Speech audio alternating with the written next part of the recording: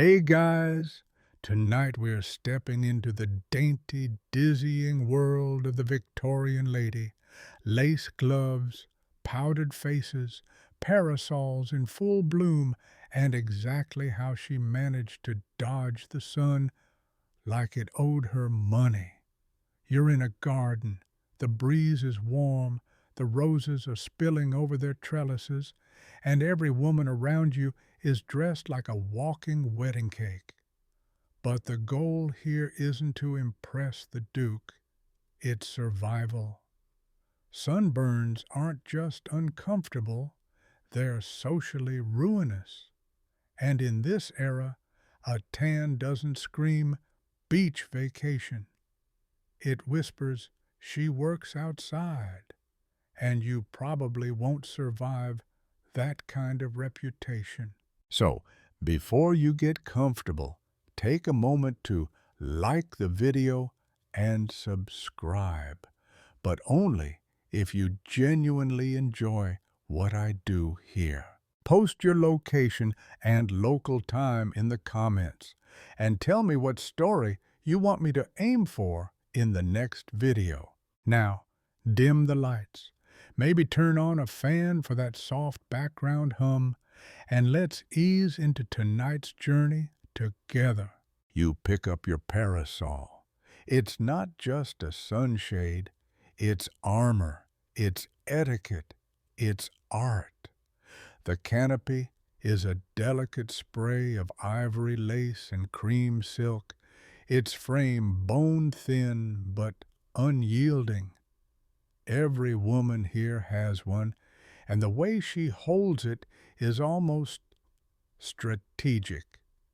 Tilted low across the brow for mystery, angled just slightly for flirtation, or swept high and wide like a peacock's fan for domination. You're in a battle of shade and subtlety, and the parasol is your sword. The obsession with pale skin in Victorian England wasn't just a fashion. It was a language. It told people you were rich enough to live indoors, dainty enough to faint over bad poetry, and absolutely not tilling your own potatoes. Historians still argue whether this social code was an extension of earlier European class systems or a uniquely industrial-era backlash to labor visibility.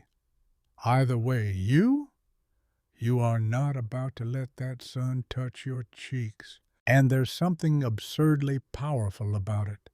You twirl your parasol not just for shade, but to show it off. Some are adorned with tiny silk flowers, others embroidered with your monogram. The handles themselves, tortoiseshell, ivory, carved wood, are a parade of wealth and whimsy. And heaven forbid you lose one at a party. That's like leaving your iPhone on the canapé tray. By now your forearm aches. You've been holding this ornate umbrella aloft for over an hour, rotating it like a satellite dish. But you dare not drop it. Not because of the sun exactly, but because you're standing next to Lady Mortimer, who once fainted over a tanning lotion ad and probably sleeps in a closet. Your parasol game has to be flawless. And then there's the parasol duel, a silent sport played across picnics, promenades, and afternoon teas. Someone shifts theirs ever so slightly to cast a sliver of shadow onto your gown. You retaliate by adjusting your angle, bouncing the light back. The goal isn't to block the sun. The goal is not to be blocked. It's pettiness dressed as propriety, and it's glorious. A mainstream fact. Victorian parasols evolved from earlier sunshades in France and Italy, but reached dizzying levels of personalization in England. There were collapsible models, dual-layered ones for better UV, though they didn't know what UV was, and even parasols with hidden perfume compartments. A fringe detail. One eccentric duchess was known for commissioning a parasol that played music when opened, a sort of lacy jack-in-the-box of etiquette and ego. But there's a catch. You're not allowed to hold your parasol in the same hand for long. It's improper. So, you awkwardly pass it between hands every few minutes, trying not to elbow anyone or accidentally reveal your actual skin tone. Your gloved fingers slip slightly on the smooth handle, and you wonder how many women secretly dropped these things and just pretended they meant to. You glance around. No one has freckles. No one has tan lines.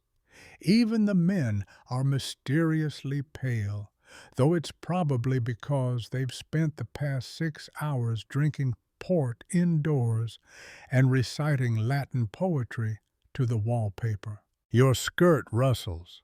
Another breeze. You shift your parasol and nearly blind someone with the sun glare bouncing off your brooch. You mutter an apology and angle it lower like a shield. It's not that you're scared of the sun, it's that you're scared of what the sun represents. Hardship, work, time spent outside the cushioned world of drawing rooms and dance cards. And yet, you can't help but laugh, because you know full well that 2 centuries from now, people will pay to roast on beaches. They'll spray themselves orange and call it beauty. And you, with your aching elbow and 4 layers of tulle, you'll be the ghost in their attic whispering, "Put on some sleeves, dear." A final note as the sun sets on this section. Parasols weren't optional. They were expected. To forget yours wasn't just inconvenient. It was suspicious. And the unspoken rule was this: no woman who cared about her station would willingly risk a suntan, even if it meant sore wrists, social duels, and a closet full of collapsed umbrellas that all looked the same. You lower your parasol now just a touch.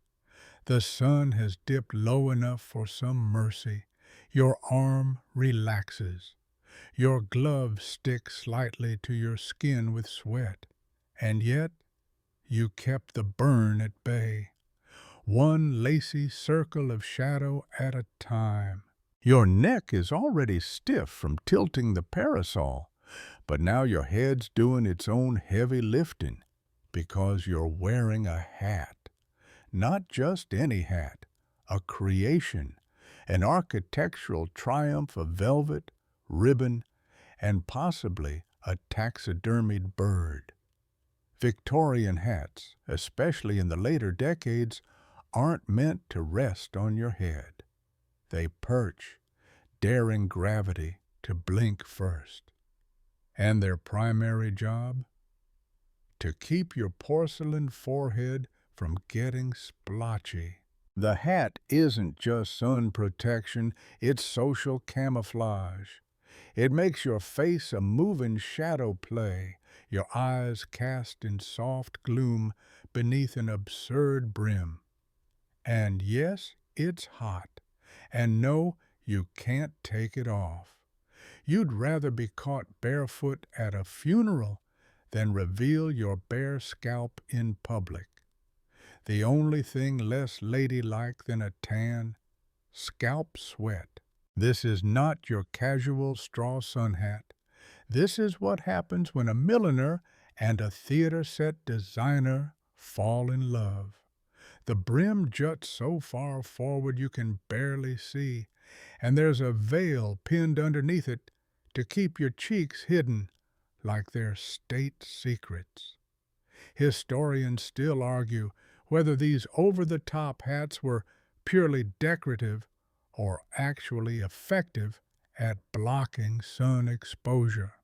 But as you blink past a waterfall of lace that's supposed to count as shade, you're not convinced. You turn your head and your hat doesn't move. It's anchored with pins longer than your fingers, and you stabbed your scalp twice putting it on this morning. That's just part of the process. There's nothing more dangerous than a Victorian woman trying to secure a hat without a mirror. You say a small prayer to St. Whalebone and march on. The brim is your best friend and your worst enemy. You duck through doors sideways. You can't hug anyone taller than 5'4". But you know this enormous floral satellite is your sunblock, your status symbol, your portable umbrella. In this age, hats aren't just fashion, they're armor against sunlight, gossip, and looking like you have nothing on your head, like some sort of modern person. Here's your mainstream fact. Victorian women's hats evolved significantly during the 19th century, growing from modest bonnets to towering confections in the Edwardian era. Materials included velvet, feathers, lace, artificial flowers, and even entire birds, a particularly grim fad that eventually led to early animal conservation movements. Your quirky tidbit? Some women sewed tiny weights into their hats to stop them from flying off in a breeze. Yes, your head might ache, but at least you won't chase your millinery across Hyde Park. The sun creeps down the garden path and catches the tip of your hat's feather. You shift slightly, adjusting the tilt. The trick is not to block the sun entirely. That's the parasol's job, but to manage the angles. You want the light to kiss your hat, flirt with your silhouette, and then miss your skin entirely. You glance at your friend beside you. Her hat is smaller, more practical, and already her cheeks are tinged pink. You cluck internally. She'll regret that tomorrow when she's applying vinegar compresses and whispering excuses to her maid. Some days you wear two hats in one, technically a bonnet beneath a decorated topper. It's like sunblock nesting dolls. And if you're feeling particularly fancy, or especially terrified of freckles, you might add a sunshade veil clipped from the brim, draping elegantly like mosquito netting for the rich. You've heard whispers about women using black veils to intensify shade and absorb more sunlight before it hits the skin. Of course, wearing black on your face all day tends to get a few stares and the occasional fainting spell, but it's better than going full tomato after a walk. Let's pause for a tiny joke, because at this point, your scalp is crying. If a Victorian hat fell off and no one heard it over the rustle of taffeta, did it make a sound? Yes. And that sound was 20 women gasping and one very flustered man offering his top hat as a temporary substitute. There's a rhythm to wearing the hat and parasol together, a choreography. You angle your parasol forward, tilt your head slightly back to let the brim do its job, and then rotate slightly as you walk so the sun always hits your shoulder, not your cheek. This is not effortless. This is geometry, Victorian shade math. And just like parasols, your hat says a lot before you even open your mouth. Large, elaborate hats is money. Conservative, practical hats equals modesty, or worse, manual labor. Heaven help you if someone mistakes you for the governess just because you chose a modest felt bonnet for once. You pass by a row of gentlemen tipping their hats, and yours stays firmly in place. Women don't remove their hats, ever. That would be like undressing in public. In fact, you've probably had this one pinned on since 7 a.m., and you'll wrestle with it at midnight by candlelight, muttering curses that Queen Victoria herself would blush to hear. And yet, you love it. It's ridiculous, it's heavy, and it's always one gust away from becoming a murder weapon. But it's yours. It's a declaration. I am fragile and fabulous, and this skin will not darken on your watch. The sun shifts lower still. You adjust the tilt of your head, and your hat does the rest. You walk on, triumphant, under your floral fortress, untouched by the blaze above. You're out walking again, only this time you're not on parade. No polished promenade, no peacocks, no hat envy. Just you, a dusty lane, and the relentless late summer sun starting its afternoon tantrum. And here's where your third and most unsung weapon against sunburn comes into play. Layers. You are quite literally wrapped in defense. Everything Victorian women wore, everything, was designed to keep skin from the sun, whether it was stylish, sweltering, or just plain absurd. Starting from the inside out, you've got your chemise, then your stays, then your petticoats, then your underpetticoats, followed by a skirt, an overskirt, a blouse, a bodice, a shawl, maybe a fichu, and that's just your Tuesday outfit. You could survive an avalanche in this thing. The idea was simple. If the sun can't see you, it can't shame you. Pale skin wasn't just beautiful, it was proof that you didn't work in a field, didn't lift a finger, didn't sweat like a servant.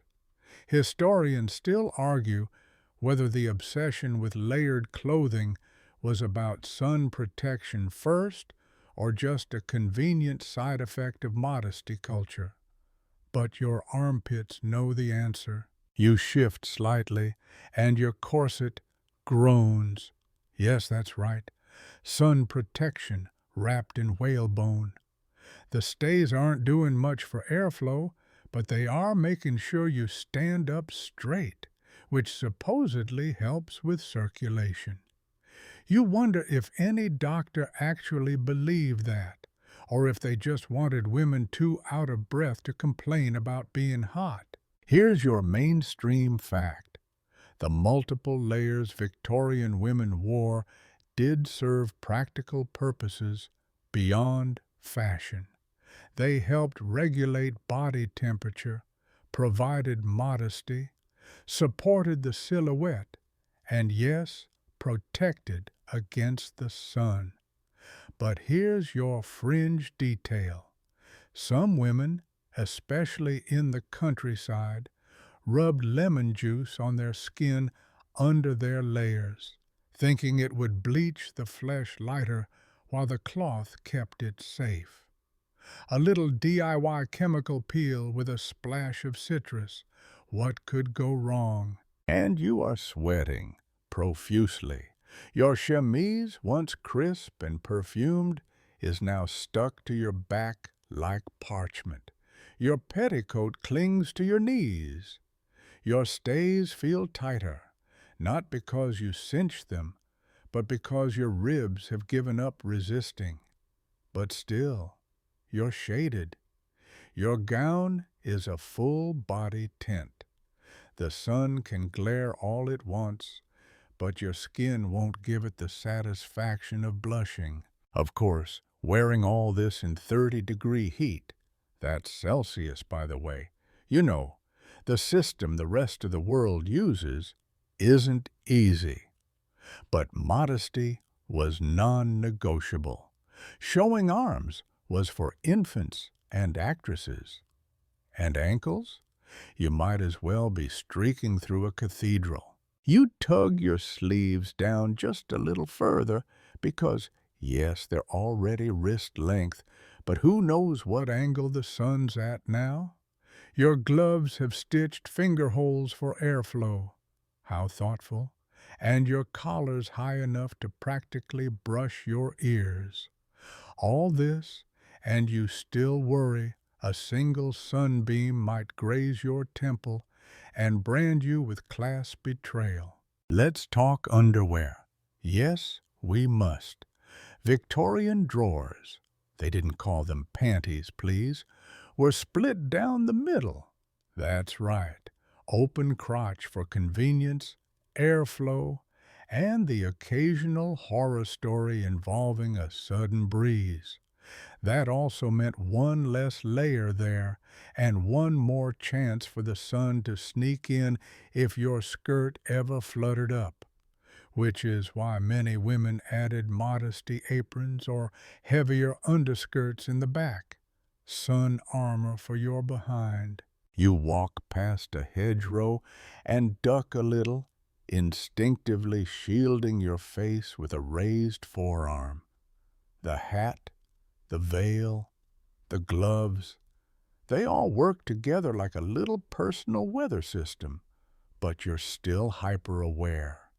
You've seen what happens when someone gets caught off guard by the sun. There's a term for it, sun poisoning. It sounds dramatic, and it was. Fevers, chills, vomiting, all blamed not on dehydration, but on the sun's wrath. Like Apollo himself, took it personally. And this isn't just outdoor wear.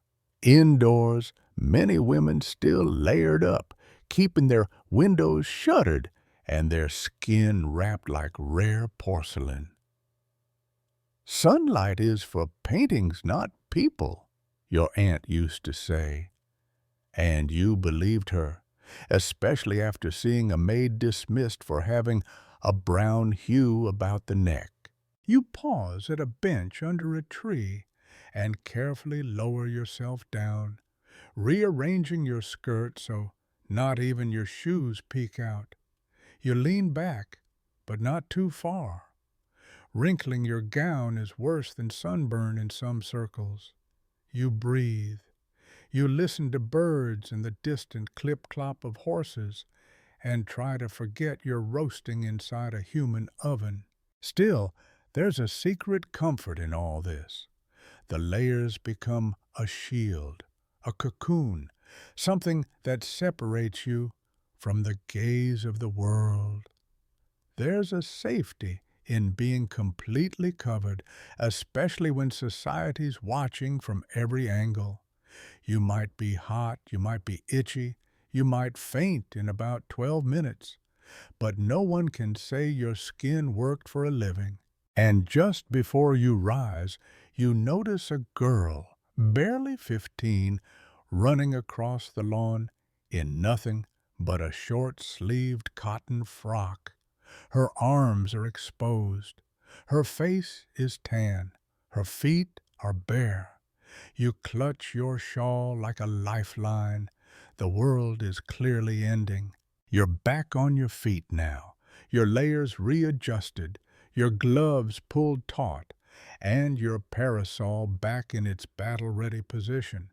But what really completes the Victorian anti-sunburn ensemble, what takes your protection game from civilized to militant, is your fan. Yes, a fan, not just an accessory, but a weaponized breeze. You don't just flutter it to cool yourself, you deploy it like a tactical device. Tilted properly, it's another layer between you and ultraviolet doom. And when wielded correctly, it says, I'm too refined to sweat, and I will slap daylight in the face if it touches me. You bring the fan to your chin, angle it upward, and slowly, delicately create a gentle current. It flutters your veil, it stirs your powdered cheek, and it sends a silent message to every passerby. This woman isn't just avoiding a tan, she's conducting an orchestra of shade. The fan serves multiple purposes. Of course, it offers a whisper of relief in the heat, but it's also your secret shade maker. Those wide panels of silk, lace, or even ivory slats can shield the lower half of your face when the sun hits from below, or the wind tries to flip your veil. You learn to pivot it like a pro, shade, flirtation, punctuation to your words. It's Victorian Morse code with your wrists. Here's your mainstream fact. Handheld fans were an essential part of a Victorian woman's daily outfit, functional, decorative, and fully embedded in social etiquette. Manuals even existed teaching the language of the fan, how a snap or a wave or a tilt could signal everything from "I'm married" to "please rescue me from this unbearable man." And here's your fringe tidbit. Some fans were soaked in perfume or even infused with vinegar-soaked paper to repel disease miasmas. Yes, people thought the fan could waft illness away like a stinky ghost. But the most valuable thing the fan gives you? Time. With your face shielded behind delicate painted silk, you can pause, think, breathe, assess whether the sun is moving, whether your veil slipped, whether your powder is holding, or whether it's time for Plan B. Ah, yes, Plan B, retreat indoors, because no matter how many veils, hats, gloves, or fans you wield, the real Victorian sun strategy is avoidance. You do not bask, you do not sunbathe, you do not seek a healthy glow. That would be like asking for a rash. Historians still argue whether Victorian aversion to sunlight stemmed more from class anxiety or genuine medical concern, but it hardly matters to you. What matters is not getting roasted. A tan says peasant, and freckles say, you fell asleep on your job. And what kind of lady does that? Of course you do have sunspots. Everyone does, but you hide them with powder, with fans, with strategic posture. You even know a woman who refuses to smile too broadly outdoors. She says, crow's feet are the sun's fingerprints. She's not wrong. You continue down the path, past the greenhouse, ironically the hottest building on the estate, and make your way toward the shaded arbor where you might actually sit down without burning alive. Your fan dips and sways like a metronome. Your wrist is sore. You do not care. There's a breeze now, and for once you're grateful. Not because it cools you, but because it messes up someone else's veil. A woman ahead of you, bold, veilless, just a straw hat and freckles, is struggling to keep her face from view. The breeze is teasing her like a schoolboy. You suppress a smile behind your fan. You win this round. Let's pause for your Third required chuckle. If the sun is the villain and you are the fragile heroine, your fan is the loyal sidekick, part bat, part butterfly, part emergency curtain. You'd marry it if you could, but alas, Victorian fans don't offer legal protection against marriage proposals or aggressive afternoon beams. The truth is, you've developed an almost scientific awareness of light. You feel when the sun shifts.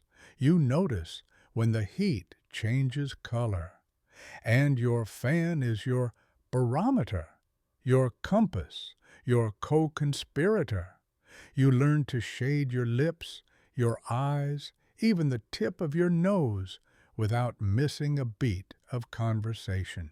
It's not all idle fluttering. Some fans are so elaborate they double as status symbols. The higher the quality of the lace, the more mother of pearl or ostrich plume embedded in it, the more serious you are about keeping your beauty. Well, beige, pale is the goal. Not glowing, not healthy, untouched. You stop at a fountain and take a slow breath. There's a bit of mist in the air, glorious, blessed mist, and you let it touch your neck, but not your face. Never your face. The powder would run, and you'd look like a melting painting. Your fan comes up instinctively, shielding you from the droplets like some divine spatula.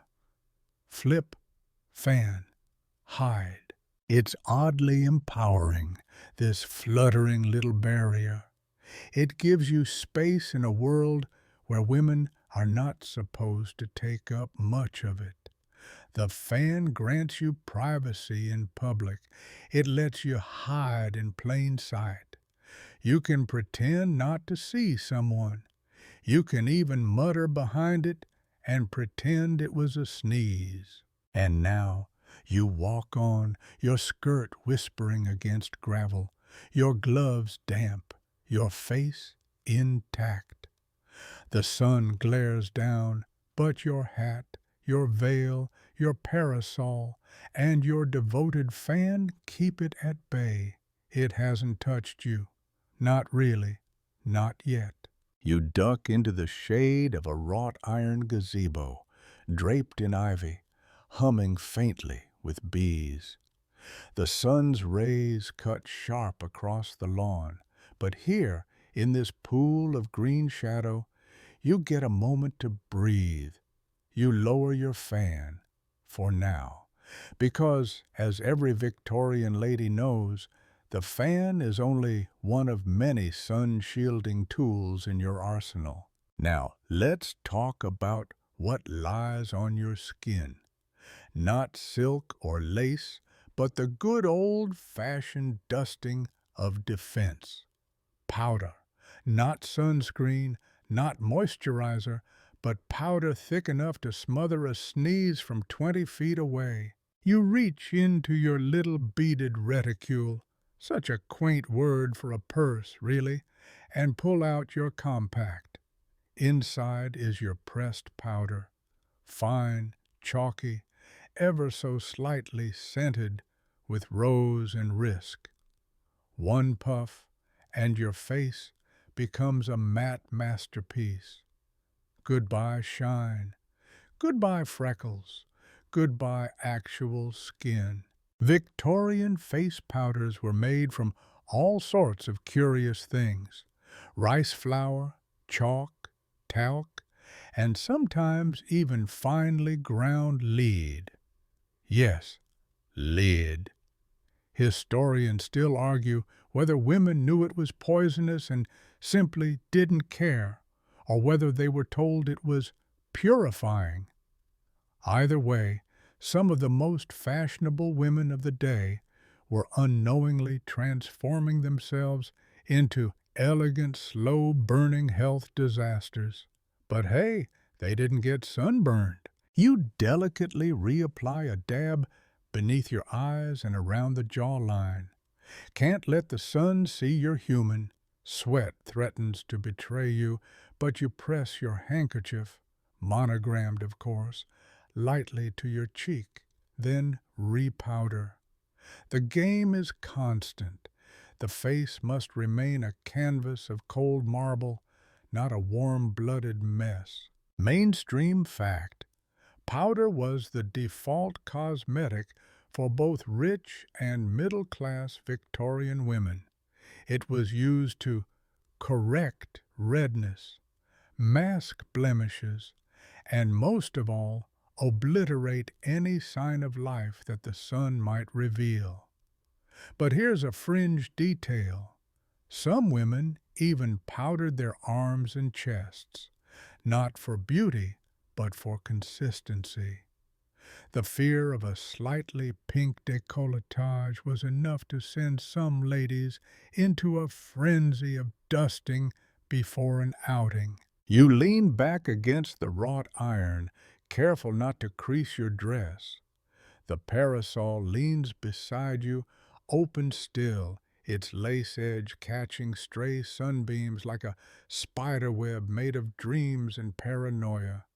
A few rays do sneak through, dancing on the hem of your skirt, but your legs are safe beneath 3 layers and a lingering prayer. The ritual of powdering isn't just cosmetic, it's class warfare. A powdered face announces, "I don't work outdoors." It says, "I'm too delicate to be touched by weather." And most importantly, it tells the world you are not a servant. Because even though servants might wear long sleeves and hats, they don't have time to reapply a full face every hour. One of your aunts swears by a homemade formula: arrowroot, zinc oxide, and crushed lavender. She insists it keeps her skin soft and ghostly.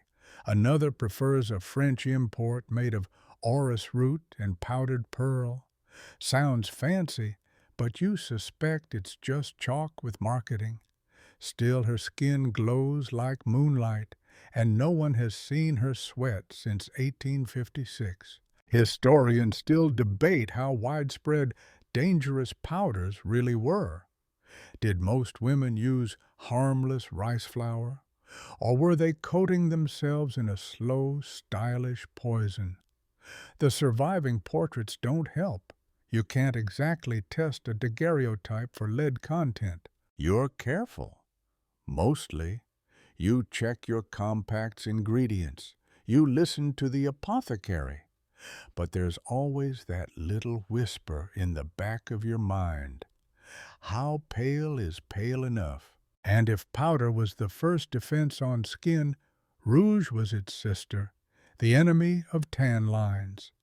Applied sparingly, usually only indoors, a touch of rouge on the cheeks mimicked the faint blush of youth. But God forbid it looked natural. A Victorian woman couldn't be caught glowing. She could have a hint of rose, sure, but sun-kissed, absolutely not. Rouge was for controlling the illusion, not for reflecting actual heat or blood or desire. You shift again and catch a glimpse of your reflection in the glass of a lantern hanging nearby. Your face is perfectly matte, unyielding, a pale moon in the summer daylight. You feel strangely proud. You've beaten the sun for now. Let's bring in chuckle number 1. A friend of yours once powdered her dog before a garden party. Just a touch, she claimed, so he wouldn't look so earthy. He sneezed twice and ran into a rose bush. You never let her forget it. Chuckle number 2. There was a brief, baffling moment when powdered wigs tried to make a comeback. For women. Your cousin wore one to a summer wedding and promptly passed out. Turns out, wigs and sun don't mix. unless you're French, and it's 1780. And chuckle number 3. Some overly cautious ladies would bring their own parasol servant, a hired companion who stood near them, holding an umbrella just in case. You imagine having a designated sunblocker. What would that job title even be? Solar Sentinel? Back in your present moment, a breeze rustles the ivy. The sun dips a little lower. You think about reapplying again, but decide to wait until you're back at the house. Powder, after all, is not infinite, and neither is dignity.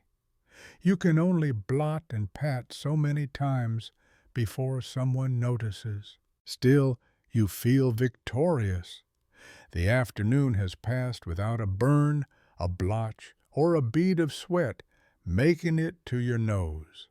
You're not just fighting the sun, you're winning, one powdered cheek at a time.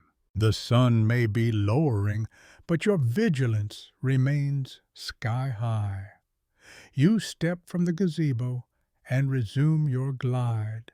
Never a stroll, always a glide, toward the rose garden, where shadows lengthen and the air smells faintly of iron and perfume. Your veil flutters, your fan is poised, but now you're ready to activate your secret weapon. No, not another layer, something much older, much itchier. The bonnet, not to be confused with its flimsier cousin, the straw hat. A proper Victorian bonnet is a whole architectural undertaking. Picture a small, wearable gazebo, complete with frills, ribbons, wire supports, and occasionally so much starch it could deflect a cannonball. Yours is cream-colored silk with black velvet trim and a ridiculously oversized bow beneath your chin. It presses your ears into a state of near constant submission, and yet you love it. Why? Because it shields your face like a front porch awning. Mainstream fact: bonnets in the Victorian era weren't just accessories, they were essential tools of sun defense. Designed to frame the face and project outward, they created a shady alcove of sorts, helping to keep direct sunlight off the skin and eyes. Fashionable and functional, though just barely. Your bonnet casts a shadow that reaches your collarbones, and you can feel the difference as you walk. No squinting, no heat on your brow. Your eyes stay relaxed, your powdered nose untouched. A good bonnet was the SPF 5000 of its time, minus, of course, any actual UV science. Let's pause for fringe tidbit number 1. Some bonnets had detachable panels that could be buttoned in for extra sun coverage on the sides, like convertible cars, but for your scalp.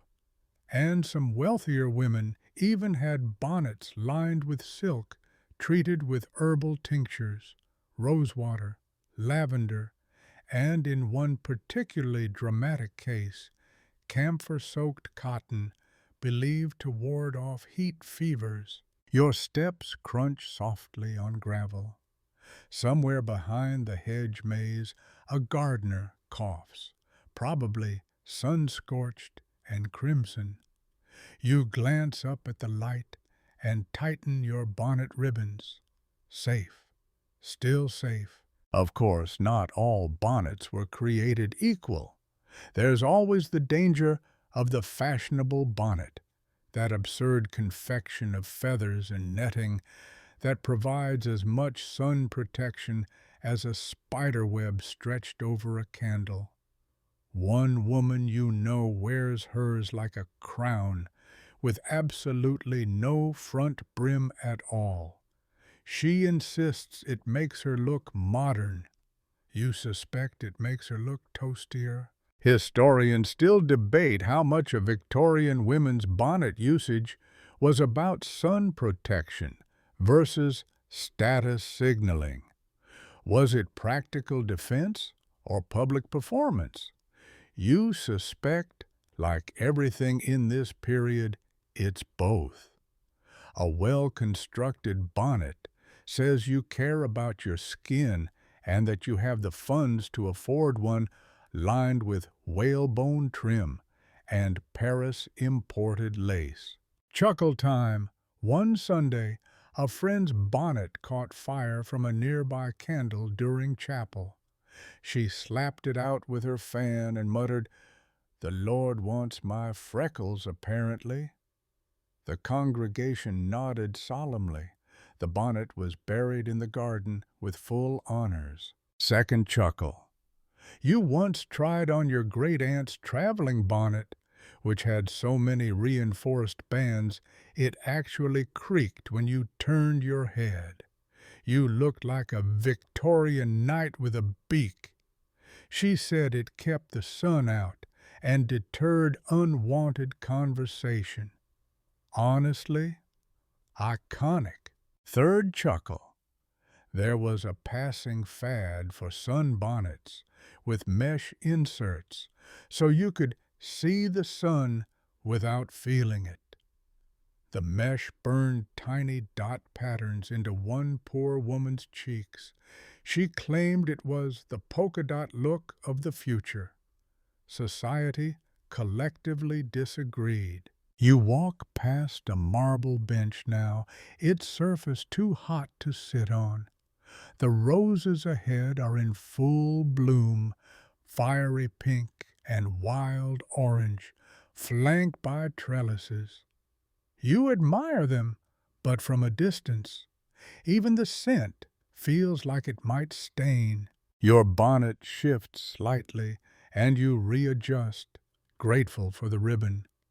The structure of it, the pressure on your scalp, the tightness under your chin, remind you that this isn't just clothing, it's armor. You don't wear it for comfort. You wear it because sun exposure equals social death. Under your bonnet's brim, your entire face is cast in shade. It's dim, like being indoors.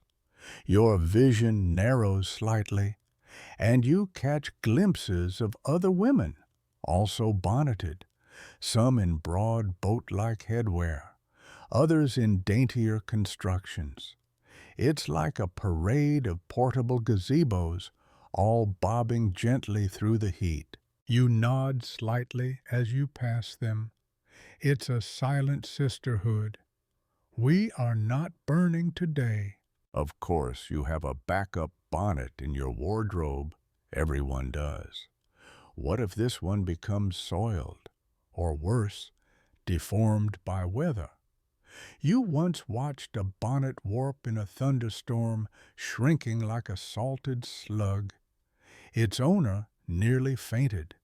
Her escort had to carry her and the bonnet home separately. And here's another little fact. While outdoor bonnets were engineered for sun protection, indoor bonnets were more decorative. Frilly little caps meant to be worn in parlors or during morning routines. But you know at least two women who wore indoor bonnets outside for the aesthetic. One now has permanent cheek freckles shaped like daisies. You pause beneath a willow and take a moment to readjust. Your fingers run along the bonnet's underside, checking for fraying. A single pulled thread could mean exposure, literal and social. You smooth it, you exhale. The sun hasn't touched you yet. And now, as the afternoon slips further into the gold hour, You allow yourself a moment of smugness. Your bonnet, veil, gloves, parasol, fan, and powder have all worked in perfect concert. You are as pale as you were this morning, perhaps even paler if the powder has done its job too well. The roses blaze in the sun, gaudy and unashamed. You, shaded and serene, drift past them, a ghost in silk. And no one, no ray, no tan, no reckless heat, can reach you. You trail one gloved finger along the edge of a rose petal, careful not to lean in too close. Even in this dappled shade, the sun lurks, sneaking through between leaves like a nosy neighbor. So you retreat once more, past the garden urns, past the gravel paths, and slip inside the orangery, where glass ceiling panels and climbing vines filter the light into a soft, citrus-scented haze. And here you find a curious paradox. You're indoors, technically, but still under sunlight, which means the war against tanning continues. You loosen your bonnet strings and fan your neck, but you don't relax. No one relaxes in a conservatory, not when there are windows, so many windows. It's time to revisit a lesser-known piece of anti-sun strategy, room placement and architectural design. Yes, Victorian ladies didn't just rely on fashion to escape the sun's embrace. They used entire buildings. Mainstream fact, wealthy Victorian homes were carefully planned to shield the female occupants from sun exposure at nearly every hour. Morning parlors faced the west, afternoon tea rooms faced the east, and women's bedrooms were strategically placed to avoid direct light altogether. It was the architectural equivalent of SPF 50. And the decor helped, too. Curtains so thick they could smother a rebellion, indoor palms to block beams of light like leafy bouncers. The interiors of homes became curated havens of dimness where the brightest glow came from a fireplace or a chandelier, not the unforgiving sun. Fringe tidbit: some women went so far as to install sun filters, early tinted window panes that gave entire rooms a dusty rose hue, designed to protect both your complexion and your furnishings. Sunlight, after all, bleached fabric just as viciously as it reddened skin. Double jeopardy. You lower yourself into a carved chaise longue, its upholstery a faint brocade gold. You angle your head away from the nearest window pane, whose sunbeam has already scorched a spot on the rug. You pretend not to notice it, although your maid surely will, and you'll both sigh at it like it's a neighborhood scandal. Historians still argue whether these design choices were about beauty or about health. Some claim it was simply a desire to stay fashionable and pale. Others suggest a deeper fear that the sun, unchecked, brought with it melancholia, nervous excitement, or even madness in delicate minds. Doctors of the era wrote entire treatises on sun fever, warning women not to overexpose themselves to solar agitation. You can almost hear the panic in their quills. You cross your ankles and look at the potted lemon trees. They thrive in this heat, in this filtered light, like tiny citrus nobles. But you're human, fragile, and powdered. You do not thrive in direct rays. You are a creature of porcelain and taffeta, meant to sip tea in shaded parlors and only glimpse the sun from behind a muslin curtain. Chuckle number one. A cousin once rearranged her entire drawing room because the sunlight touched her piano at 4 p.m. and she feared it would wrinkle the keys. You didn't argue. Who knows what pianos are made of anyway? Chuckle two. You heard about a woman who had her gardener install a tree just outside her second-story window to provide extra shade during summer months. The tree, to her horror, attracted birds. She declared war on the avian world and petitioned for indoor awnings instead. Chuckle three. One lady of society refused to visit homes without sufficient curtains.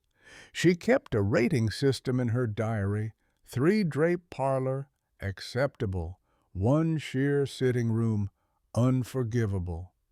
Naturally, she was never invited back by anyone who scored less than a 2. Now, let's add a human touch. You recall being ill as a child and being kept in the darkest corner of the house, swaddled in flannel and tucked behind drawn drapes. Sunlight, your mother whispered, would draw the fever upward. Even now, that phrase makes your spine straighten. The sun isn't a life-giver in your world. It's a seducer, a corrupter, a freckle factory. You stand and move further into the orangery, away from the slant of light that creeps along the floor like a suspicious butler. The greenery overhead shivers in the breeze from the open window, and you swear the sun tries to lunge at you through the leaves. But it's too late, son. The room is fortified, the furniture arranged. The heavy curtain on the south window has been drawn since last Tuesday, and will remain so until at least October. The game is rigged in your favor. Of course, not all homes had the luxury of such sun-proof design. Working-class homes, narrow and cramped, often forced their residents to live with open shutters and direct light. And those women, maidservants, laundresses, field laborers, they bore the sun's wrath daily. Their arms, necks, and cheeks bore the living proof. Your own household's maid, Elsie, sometimes blushes when you speak to her. She's got a permanent flush from years in the light. Her freckles are constellations. You sometimes envy her freedom, how she doesn't have to worry about ribbons or veils, or whether the afternoon light will catch her décolletage just wrong. But then again, she doesn't get to recline in the orangery, drinking elderflower cordial and pretending the sun no longer exists. You rise at last, returning to the cooler hallway beyond. A final sweep of your fan, a satisfied sigh. The interior of your home is not just a retreat. It's a carefully orchestrated, sun-repelling fortress, a testament to your commitment. The sun is persistent, but you are patient. You have a building, a strategy, a lifestyle, and the tanless victory of a life lived mostly in the shadows. The hem of your gown whispers over the polished wood floors as you head toward the morning room, bonnet now slung casually over your wrist. Even though no direct light touches you here, instinct still makes you avoid the sun-splashed carpet near the window. The strip of light glows like a silent alarm. Here, in the heart of domestic Victorian life, the real daily battleground over complexion plays out, not in gardens or city streets, but in the kitchen, the wardrobe, and the doctor's office. Because there's something you haven't yet admitted aloud. The fear of the sun isn't just aesthetic, it's medical. At least that's what you've been told. You take a seat by the sideboard and consider your options. Your skin feels warm, not sunburnt, no, heavens no, but warm enough to imagine some rogue ray may have found its mark, which means one thing. It's time for a preventive treatment. And yes, that absolutely includes internal anti-sunburn tonics. Mainstream fact. By the mid-19th century, Victorian apothecaries were brimming with concoctions marketed specifically to preserve a lady's complexion from sun and wind. They went by poetic names like complexion water, fair skin elixir, or simply Dr. Rawlings' delicate drops. Ingredients often included cucumber extract, rose water, glycerin, and, less charmingly, arsenic and lead in safe trace amounts. Yes, you heard that right. Arsenic. It was believed to suppress melanin production, reduce inflammation, and even cool the blood.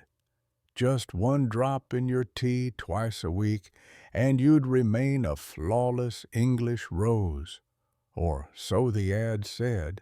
You lift a teacup, thankfully free of poison, and chuckle into the steam. One of your cousins took the drops religiously for a year, only to find her teeth turn slightly gray. She blamed it on licorice. Of course she did.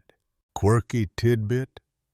In 1880, a popular remedy emerged known as Vinolia. It was marketed as a gentle anti-sun syrup, sweetened with orange blossom and laced with a whisper of zinc oxide. Ladies took it before garden parties and seaside holidays as a kind of internal sunscreen. A teaspoon before exposure, a second afterward. The label promised a day in the sun, a lifetime in the shade. But historians still argue whether these treatments were truly for sun protection or just part of the broader Victorian obsession with bodily self-control. Some suggest it was a symbolic ritual, proof that you could command not just your appearance, but your biology. Others point out the heavy overlap with treatments for nervous ailments, suggesting the elixirs were less about sunburn and more about soothing general anxiety with a touch of sugar and pseudoscience. You lean back as the maid pours cucumber water into a crystal glass, the slices floating like lazy lily pads. This, at least, feels harmless, cooling, rejuvenating. You sip and pretend it's doing something vital beneath your skin. Perhaps it is, perhaps not. The placebo effect was practically an art form in your world. Chuckle 1. A lady once swore that boiled nettle leaves rubbed on the temples would repel sunburn. She hosted a nettle party for her friends. By the end, half of them were red-faced from the stinging, and not one of them had seen daylight. Chuckle 2. There was a brief fad for sun protection pills made of ground oyster shells and lily pollen. They made your breath smell like the Thames in July, but women kept taking them because that's what duchesses do. Chuckle 3. Your friend Cecilia once tried a Hungarian salve that claimed to reflect the sun like a mirror. All it did was give her forehead an unnatural gleam and attract every bee in a 3-block radius. You place your glass down and run one finger across your forearm. Still pale, still safe, still delicately perfumed with lavender water and, not, thank heavens, arsenic syrup. Still, the pressure remains. A sun-kissed flush on a lady's cheeks was acceptable, barely. But a tan? That was social disaster. It suggested labor, poverty, foreignness. You weren't supposed to look like you'd been anywhere near a vineyard or, heaven forbid, a beach. So you participated in the rituals. You drank the tonics. You dabbed the vinegars. You whispered about zinc powders and tested rose petal masks that promised to reverse sun sting, even when they smelled suspiciously like salad dressing. The medicine cabinets of your class became sun avoidance altars filled with tinctures, powders, pastilles, and waters. Some were harmless, some less so, but you tried them all, just in case, because every woman knew someone who had a spot appear overnight and never left. And what about freckles? Oh, the war on freckles. You once heard someone call them sky stains, which sounds oddly poetic and slightly terrifying. Women used lemon juice, ammonia, and even battery acid to bleach them away. Some wore little adhesive patches shaped like stars to hide them, creating a look that was part fashion, part denial. You lift the edge of your sleeve and study your wrist under the dim light. One freckle, maybe two, but they're old ones, long since forgiven. The sun didn't get you today. You rise, smoothing your skirts. You'll spend the rest of the afternoon in the reading nook, away from glass, surrounded by books and thick curtains. If you do need to go outside later, you'll have a parasol in one hand and a cold compress waiting in the kitchen just in case. Because in this world, the sun is an enemy that never sleeps. But you? You're armed with arsenic drops, cucumber slices, a growing sense of irony, and a very, very strong commitment to remaining ever so slightly ghostly. You settle into the reading nook, cushions stacked just so, the lace drapes drawn until the sunlight becomes a polite whisper instead of a scream. Your book lies open on your lap, but you aren't reading, not really. Your mind wanders, as it often does these days, to the clever little inventions that keep your skin safe and your status intact. Because at this point, it's not just about bonnets or blinds or beverages that taste faintly of chalk. No, now you're entering the golden age of gadgetry. Welcome to the curious realm of Victorian sun avoidance contraptions, an entire industry of peculiar little objects made to help you stay pale, prim, and physically present outdoors while pretending the sun isn't trying to set your face on fire. Mainstream fact?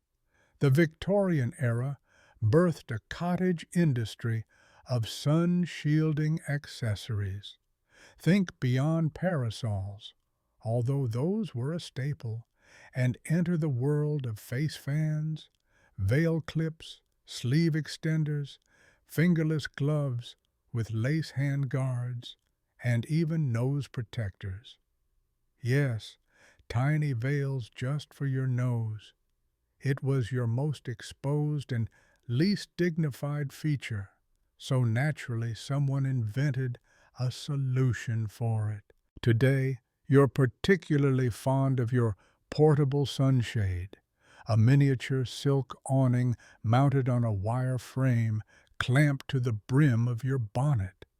It casts a triangle of shadow across your nose and cheeks like a proud little roof.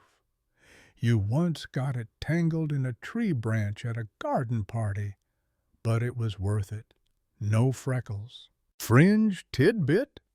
Some women took their innovation even further. There was a patent filed in 1871 for a facial shield, a hinged leather mask with slats you could open or close depending on the sun's angle. It made the wearer look like a Venetian robot, but it did the trick. Word has it, one lady wore hers on a stroll and frightened a child into dropping his ice cream. Historians still argue whether these gadgets were taken seriously or merely a passing novelty. Some say they reflect the era's ingenuity and the rising influence of personal grooming industries. Others believe many of them were more performative than practical, designed to be seen, commented on, and ultimately abandoned when fashion tastes shifted. What's certain, though, is that women didn't wait for science to catch up. They invented their own solutions, one lace-pinned, ribbon-tied, gear-cranked bit at a time. You tuck your feet beneath you and picture your friend Arabella's sun glove collection. Dozens of pairs, all slightly different lengths, some for morning drives, some for seaside walks, and one particular pair made of sheer silk meant only for carriage window sun. She once tried to patent a wrist extender with a built-in fan. It whirred like a moth and broke after 3 uses. Her dog ate the remains. Chuckle 1. A woman once showed up to tea wearing sunglasses, not the chic tinted ones, but a pair of smoked glass pince-nez that made her look like a philosophizing beetle. She claimed they made her feel mysterious and medically advanced. Her tea was served cold, on purpose. Chuckle 2. Another guest arrived with sleeve umbrellas, miniature collapsible rods that unfurled like wings from her shoulders. She knocked over a sugar bowl, gesturing toward the window, and the butler refused to refill it for an hour. Chuckle 3. You once saw an ad for a sunbonnet frame with suspended muslin drape, which looked more like a small theater stage strapped to the head. It claimed to eliminate all cheek glare, which sounds both precise and deeply unnecessary. But what's clear in all of this, beyond the velvet ribbons and satin contraptions, is the same relentless Victorian truth: control. The more you could engineer your environment, your appearance, your light exposure, the more you proved your mastery over the chaos of the natural world. You glance at the nearby side table, where your parasol leans patiently. Its ivory handle is chipped from use, the silk canopy stitched 3 times over. It is, without question, your most loyal accessory. More than a sun shield, it's a social signal. You are not the type to let your skin darken without protest, You are not indifferent to freckles. And beyond these objects, of course, is the sheer time spent strategizing. You and your friends once mapped out a sun path chart for the local square, marking down which benches were safe from 10 a.m. to 2 p.m. and which flower beds you should absolutely avoid during summer months. You still carry a folded copy in your reticule in case of sudden promenades. At the same time, part of you knows the futility of it all.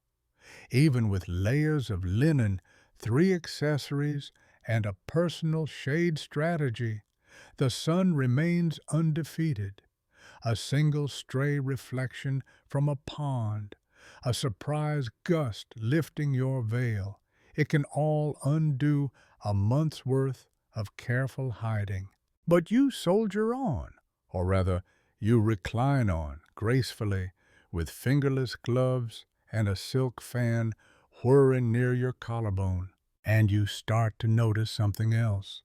These gadgets, while ridiculous at times, also offered tiny acts of rebellion, quiet innovation in a world where women were rarely encouraged to invent. You didn't just use these devices. Sometimes you helped make them better. Arabella's fan glove may have failed, but you still admire the effort. And that's the beauty of these tools, not their effectiveness, but the creativity behind them. You see it in every ridiculous hat brim, every adjustable sunshade, every attempt to outsmart the oldest light source in the sky. You reach over and adjust the tassel of your bonnet stand. Tomorrow's forecast suggests a bright interval. Time to test that new parasol with the scalloped hem. One more day, one more innovation, one more excuse to stay elegantly unburnt. The afternoon heat thickens as you drift toward the solarium, not to sunbathe, of course, but to check on your plants from the safety of full glass separation. You don't dare open the windows too wide. Sunlight, yes, but only for the ferns. As you tiptoe among the potted palms and petticoated ivies, you find yourself thinking about all the invisible rules swirling around your pale skin. Not the rules written down, but the ones whispered at tea, the ones handed from mother to daughter like family silver. Because you're not just avoiding sunburn, you're upholding an entire belief system, a philosophy of pallor. Mainstream fact? In Victorian England, pale skin wasn't just fashionable, it was moralized. Complexion was treated as a reflection of character.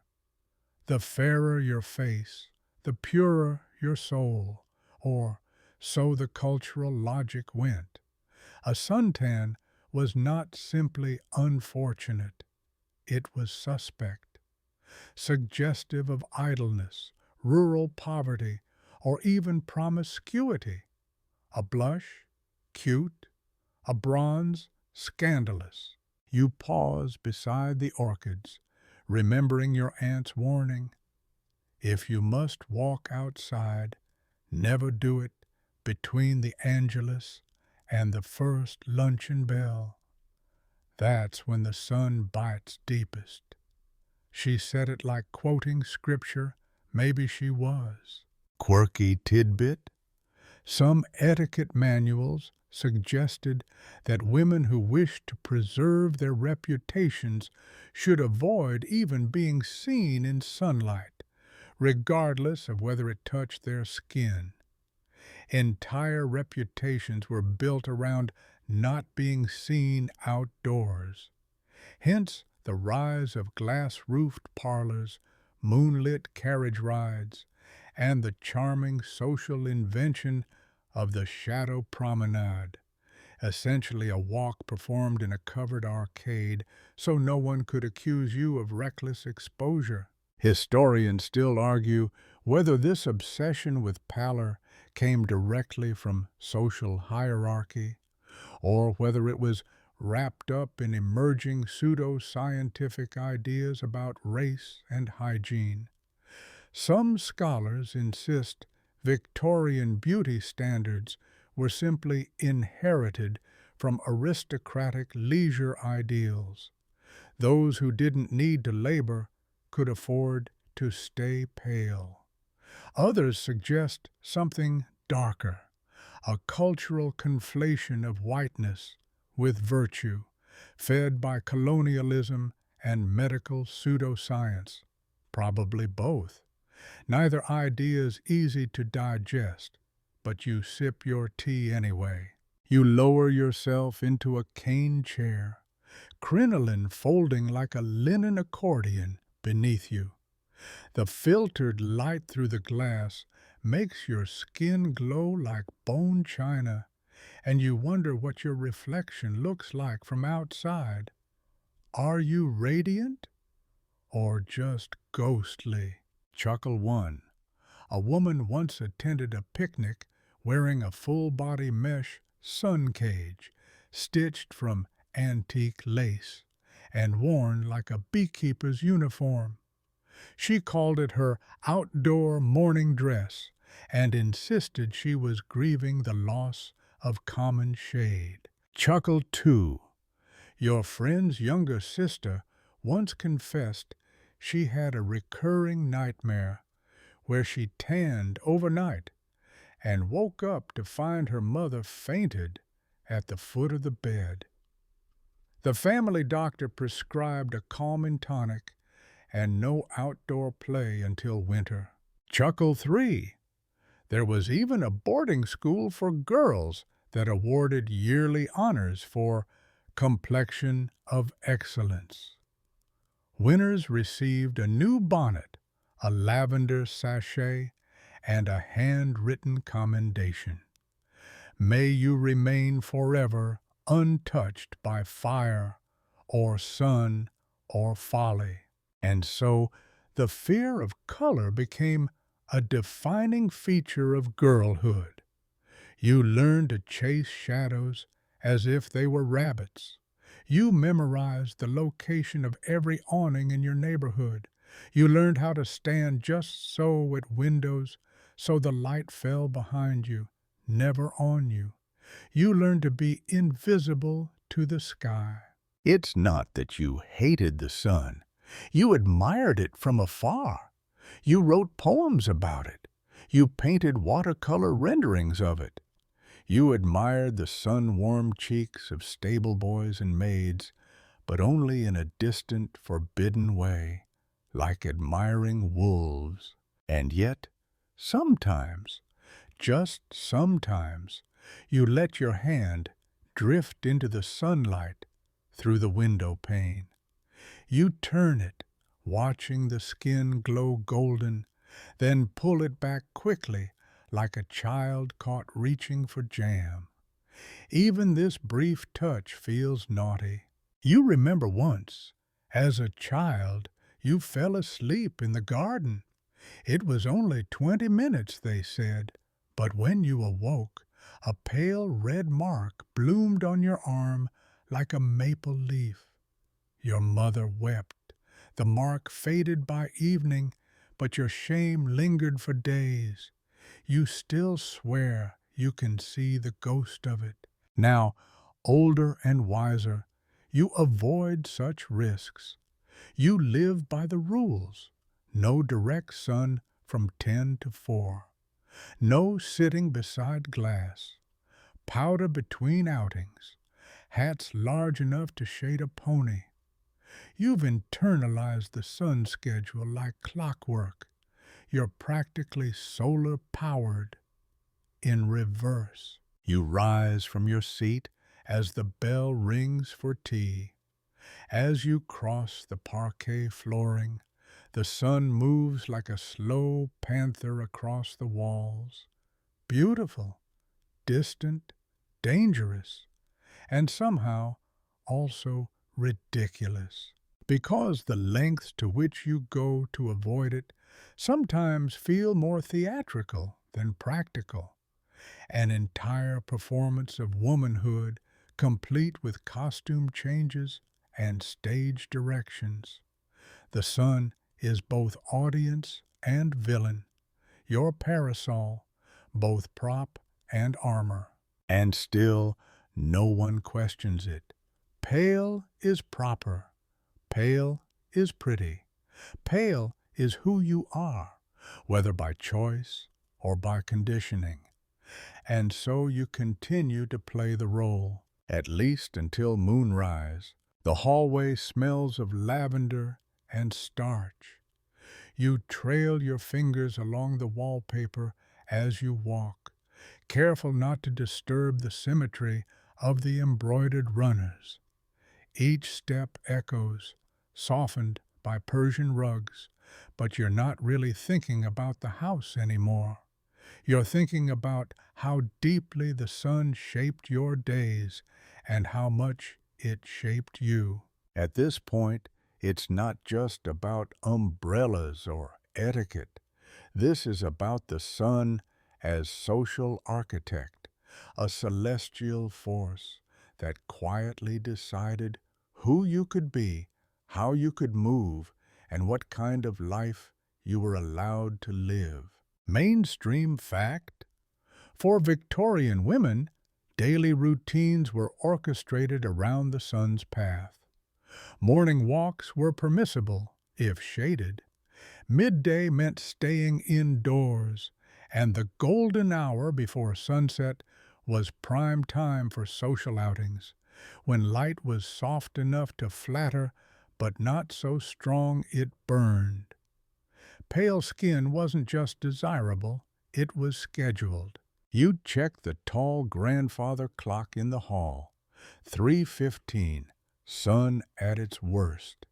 You smile wryly and back away from the foyer's glare like a vampire ducking a crucifix. It's absurd when you think about it, how you began to measure time in UV. You learned to read a room not by its decorations, but by where the shadows fell.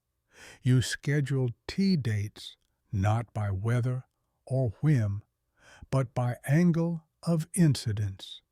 Your calendar was practically heliocentric. Fringe tidbit: some wealthy households employed what were called sun butlers, male servants tasked with checking which parts of the estate were safely shaded at each hour of the day. These men would update the mistress on the best window seats, balcony nooks, or garden lanes to occupy. In rare cases, they even carried parasols on walks, not for themselves, of course, but as human sundials in waistcoats. Historians still argue whether such roles were common or exaggerated in surviving domestic records. Some scholars believe sun butlers were more of a fashionable novelty among upper-class eccentric households. Others insist they were practical hires in homes where the mistress held court in sunlight-sensitive salons. Either way, the concept captures the absurd elegance of the age. Why endure the sun when a man in gloves can do it for you? You pause beside a curtained window peeking out. A woman across the lane is rushing by with no bonnet, sleeves rolled, basket swinging at her hip.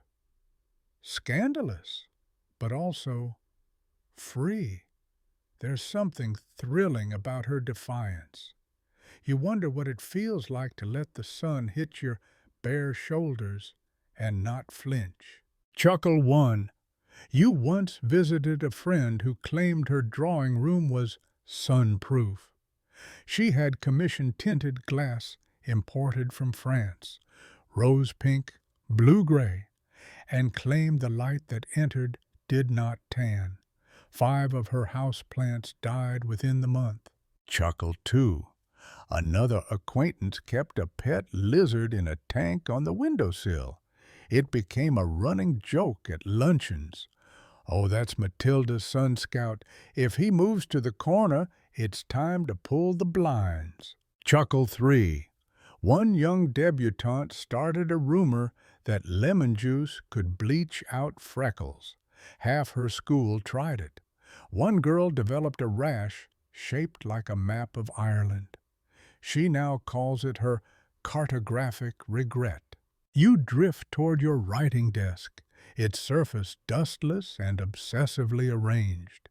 Your letters are all stacked by date, and today's correspondence includes one from your cousin Edith, who writes from the seaside, tanned and carefree. She signs her letter, "Sunlight suits me better than society." You frown, then chuckle. Of course it does. She's always been a bit of a rebel. But still, part of you envies her. Not the freckles, no, not the risk of premature wrinkling or the horror of being mistaken for someone who works outdoors, but the confidence, the refusal to let light dictate her movements. You dip your pen in ink and begin your reply. "Dear Edith," you write, "I hope your sunburn was worth it." And then you stop. You cross it out. You write instead. Do the gulls look brighter when you're not hiding from them? Because part of you is beginning to question the whole system. Not enough to abandon your veil or your parasol, mind you, but enough to wonder who exactly benefits from all this paleness. It isn't just about skin anymore. It's about control, structure, obedience, all wrapped in lace. Because the sun wasn't just your enemy, it was your chaperone, always watching, always judging, not in the sky necessarily, but in the minds of the people around you, your neighbors, your family, the stranger who'd measure your worth by the lightness of your hands. So you stay indoors, not because the sun hurts, but because the judgment burns worse.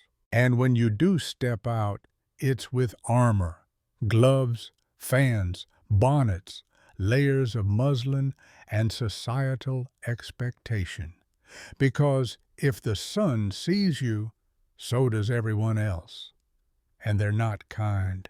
Still, you wonder, if you stepped out at noon, barefaced and bold, would the world stop turning, or would it just warm your cheeks? You'll never know. But it's 3:30 now.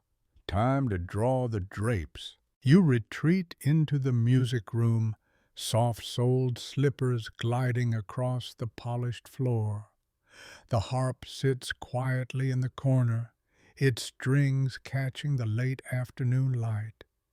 You don't play, of course. Ladies aren't meant to pluck. That's for performance girls and hired fingers. Still, you like how it looks. Curved, delicate, virtuous, like you're supposed to be. And somehow, even here, in a room designed for leisure, the rules of light still follow you. You settle into the bay window seat, safely ensconced in shadow. The lace curtain beside you flutters like a ghost. You glance at the sun on the far wall, how it moves like a quiet intruder, inching closer, waiting to catch you inattentive. Because in this world, even your indoor environment isn't safe unless you've thought about the sun. Glass warps its power.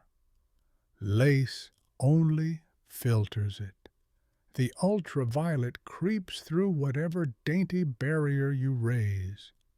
It's a game of geometry and timing, one that you play without even thinking anymore. Mainstream fact? By the mid-19th century, glass became more common in British and American homes thanks to industrial manufacturing. Conservatories, greenhouses, and orangeries were not just places for plants. They became fashionable social spaces. But those glass structures created a dilemma for ladies. Sunlight streamed in, but there were no hedges, awnings, or cloisters to protect the complexion. Hence, the invention of interior sunshading. Designers introduced etched glass, silk blinds, and even mirrored panels to bounce light harmlessly away. Fashion magazines published diagrams of the correct orientation for furniture to avoid catching sunspots on the upholstery or on a lady's face. Fringe tidbit.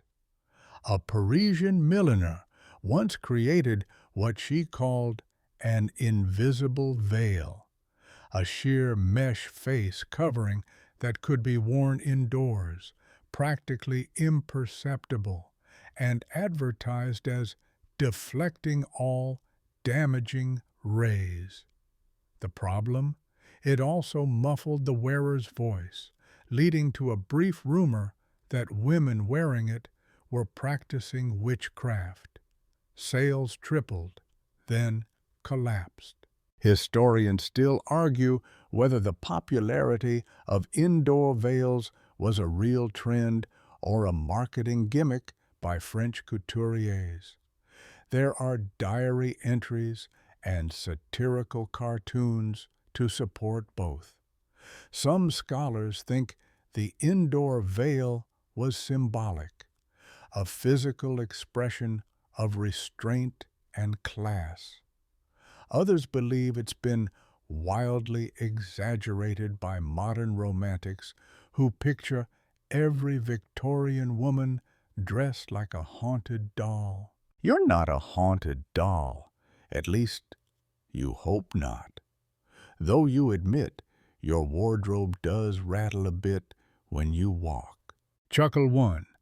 Your cousin once tried to train her dog to walk only in shaded areas.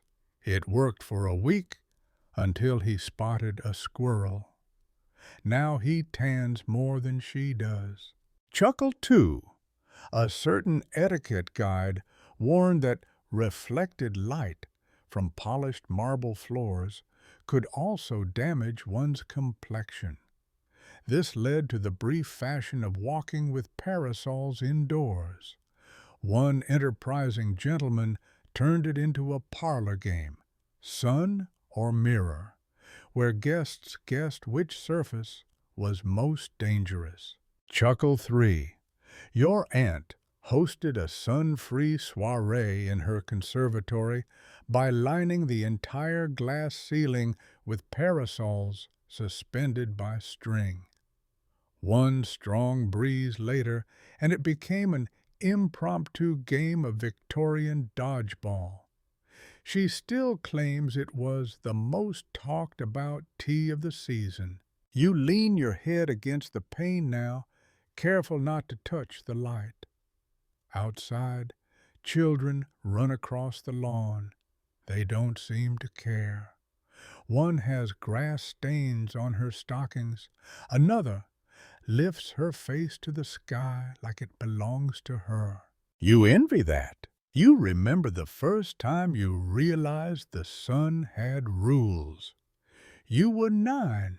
You'd won a game of croquet, forgot your bonnet in the thrill, and felt triumphant, until your governess gasped, not at the wind, at the pink blooming across your nose. The punishment?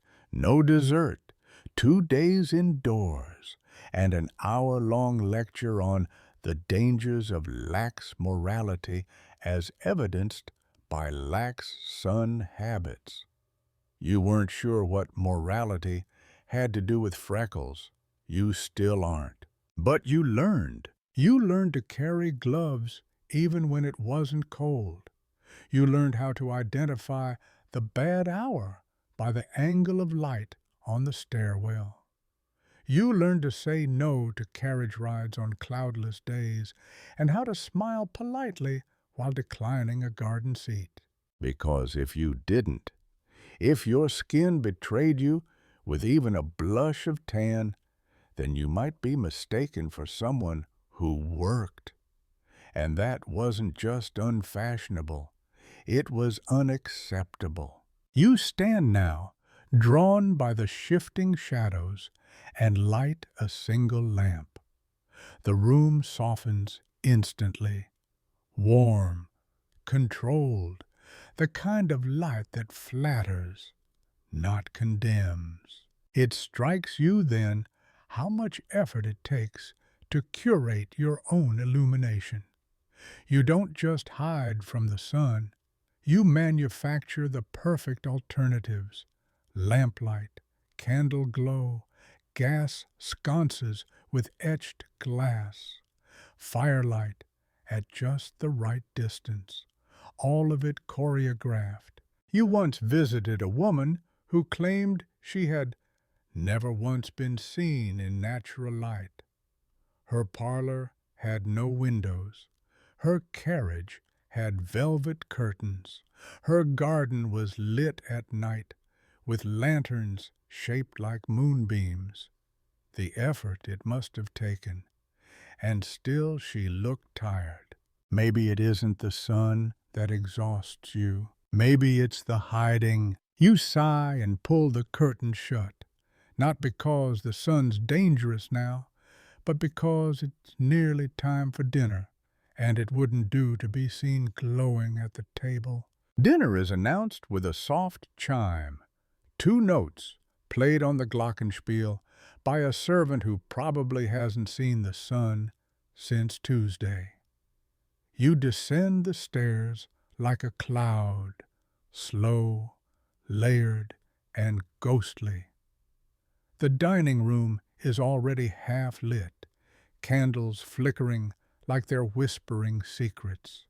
Shadows stretch long across the tablecloth, exactly how they should. No one comments on the sunlight anymore. It's simply not invited, not at this hour. But still, it lingers at the edges of the window panes, tapping like a beggar asking to be let in. Tonight's meal is quail and sweet potato, followed by blancmange. It's as pale as you are, perhaps paler. You consider joking about it, but then remember, no one jokes about pallor, not here. The other ladies are perfect gradients of porcelain, ivory, cream, eggshell. No one dares drift toward almond or, heaven forbid, beige. Beige is for governesses and country cousins who forgot their parasols. Mainstream fact. In upper-class Victorian England and even among the American elite, the obsession with pale skin reached literal culinary levels. Lemon juice, cucumber masks, oatmeal compresses, and even arsenic wafers were popular methods of maintaining or even enhancing one's lightness. The logic? If you're not exposed to the sun, you still need to fight the creeping darkness inside you.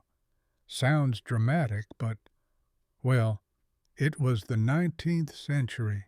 Fringe tidbit?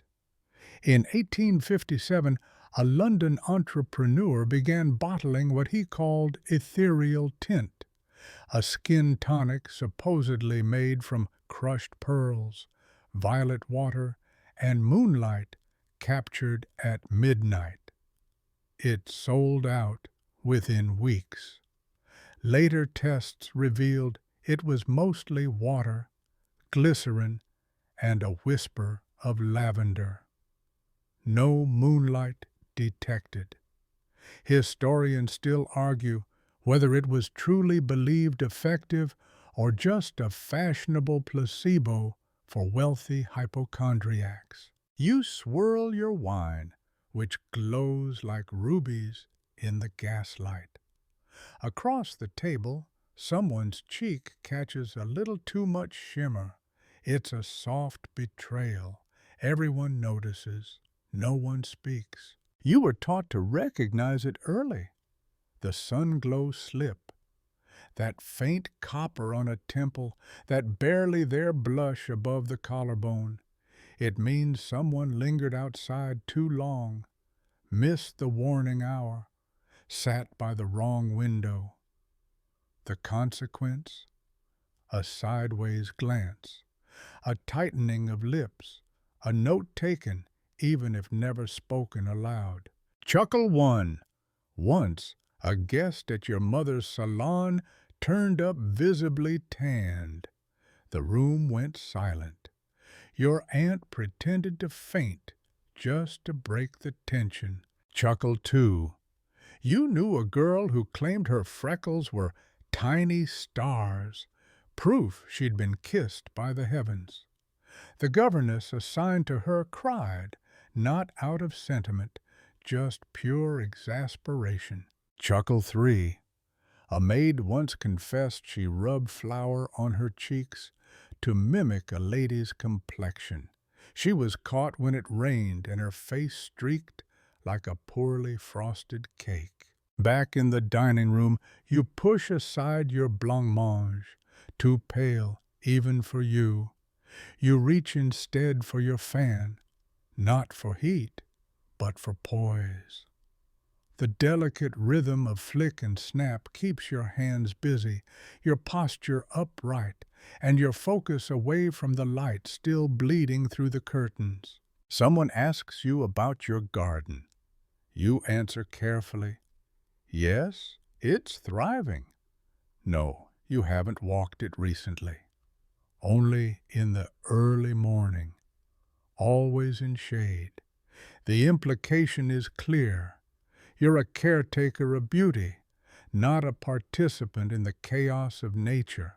But you remember, with a tiny flush of guilt, how just last week you touched a tomato vine barehanded.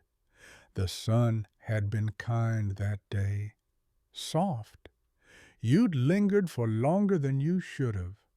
That evening you checked the back of your wrist for color, heart skipping when you thought you saw warmth. It faded. Crisis averted. Still, it scared you. How easy it was to forget yourself under a blue sky. Dinner ends. Chairs scrape. People rise like petals closing at dusk. You follow them into the drawing room where gas lamps have been lit, and the air smells faintly of sandalwood and self-control. You sit beneath a portrait of your grandmother. Her face is a moon, wide-eyed, expressionless, glowing unnaturally white in the paint. No freckles, no flush, no proof she ever stepped outdoors at all. You wonder if that's what she wanted, to be remembered as a concept rather than a person. Or maybe that was never her choice. You take a sip of tea, lukewarm, slightly bitter. You prefer coffee, but coffee's for morning, and morning is too close to sunlight. Best not tempt fate. Someone asks if you've heard the latest gossip. A girl down the road went riding in the country, bareheaded, alone. People say she was seen laughing in full sun. You smile politely and change the subject. But inside, something stirs. Not envy, not scandal, just curiosity. How far out did she ride? And what did it feel like to gallop, wind in your hair, sun on your arms, without flinching? You wake the next morning to the soft rustle of linen and the faint whistle of wind against the shutters. The maid draws your curtains with reverence, revealing not daylight, but a subdued sky wrapped in a pale mist, a rare weather blessing, cloud cover. Your heart lifts in that strange, guilty way it always does on overcast mornings. You can walk today, maybe even breathe without bracing. Still, you move with caution. Habit is its own corset. You dress slowly, layers again, though lighter than usual. Muslin gloves, a bonnet wide enough to cast a full face shadow, and then your prized possession, a veil so fine it looks like morning fog stitched into netting. It gives you the illusion of modest rebellion. You're protected, yes, but just barely. And that thin boundary makes you feel daring. Mainstream fact: veiling wasn't just for mourning or mystery. In the Victorian period, light veils were standard fare for respectable daytime outings, especially for ladies conscious of sun exposure. The more fashionable ones were barely noticeable, worn not to conceal, but to filter. They became symbols of class. Only women rich enough to walk without rushing could afford to wear gauze over their eyes. Fringe tidbit: in 1871, a short-lived trend swept through Vienna's social elite. Women dyed their veils with indigo, claiming the blue tint corrected the sun's tone, making one appear even fairer. One journalist accused them of looking like melancholy ghosts. The veils vanished as fast as they appeared. Historians still argue whether the indigo veil was rooted in pseudoscience or just a ploy to match eye color to fashion palettes. You step outside, the air is cool and smells faintly of damp earth and street soot. The world feels washed, neutral. It is, you think, the only time nature seems safe, when the sun is too sleepy to strike. You walk toward the park, parasol in hand, though it feels performative. There's something peaceful in the anonymity of mist. No one can judge your shade or the faint flush of exertion on your cheekbones. For once, your reflection in shop windows doesn't glare back like a warning. You pass a girl with a soft tan. She walks confidently, sun-streaked curls bouncing behind her like she doesn't know or care what they signal. She might be American, or worse, French. You feel a twitch of envy and something else. Not admiration exactly, more like recognition. Chuckle 1. Once in Hyde Park, your cousin slipped on a sun-warmed patch of gravel and landed face first into her parasol. She emerged with a nose-shaped dent in it and insisted it was a new ventilation feature. Chuckle 2. A society paper once accused a countess of chromatic dishonesty for being photographed too close to a window. The phrase became a running joke. Your uncle still calls it when someone blushes too fast. Chuckle 3. Your grandmother's dog had its own sun hat. Not even kidding. It had ruffles and monogramming. The dog hated it and would immediately roll in the nearest puddle just to end the fashion experiment. You arrive at the park. Trees arch like benevolent guardians overhead. The path winds softly under your boots. Somewhere, a bird chirps like it's just remembered its solo. You take a bench, shaded, of course, and allow yourself to exhale. It's here, under this gray sky, that you feel the closest thing to freedom. No glares, no cautionary glances, just your body in space, lightly protected, but not barricaded. It's not rebellion exactly, but it's a version of relief. Still, it doesn't last long. You spot another woman approaching, late 30s maybe, with a bonnet too narrow and skin just a touch too golden. She nods in greeting. You return it, but quickly lower your veil. Not because you need to, but because you've been trained to. It's a reflex, like flinching before lightning. Historians still debate whether Victorian sun aversion was purely aesthetic or rooted in something deeper: control, gendered performance, even fear of exposure in the broader sense. Some argue it was a visual leash, a way to mark class and conformity at a glance. Others say it was internalized survival, a subtle performance of social safety in an unsafe world. You lean into your seat. The veil stirs with your breath. A child darts past, laughing, face uncovered, hands muddy, sunshine practically pumping through her veins. You envy her recklessness, and you dread what she'll become, because at some point, likely soon, she'll be handed gloves, a mirror, a warning, and the sun will stop being a playground and become a threat, not because it hurts, but because it marks, and marks don't belong on ladies. You trace a circle on your glove with your thumb.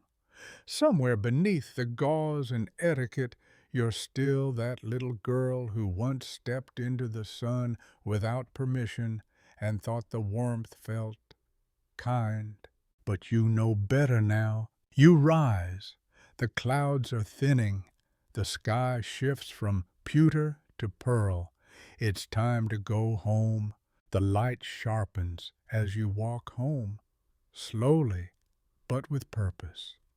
The kind of pace that says, yes, I'm elegant, but also, I'm aware the sun exists, and I'm not happy about it.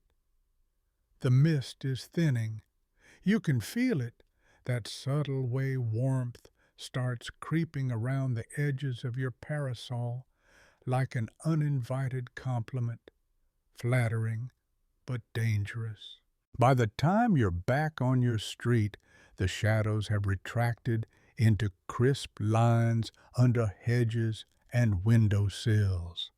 Everything glints just a little too brightly. Your gloves feel warmer now, your cheeks suspiciously flushed. You keep your face still. No blinking, no wiping, no proof. Once inside, you head straight to your mirror. The full-length one in your bedroom, framed with carved roses and societal expectation.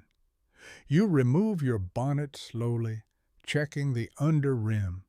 No sweat stain, thank goodness. You peel off your gloves and flex your fingers, slightly damp, but pale. Still safely pale. Mainstream fact? Victorian homes were not only furnished with style, but also arranged to preserve complexion. Drawing rooms faced north whenever possible, avoiding direct light.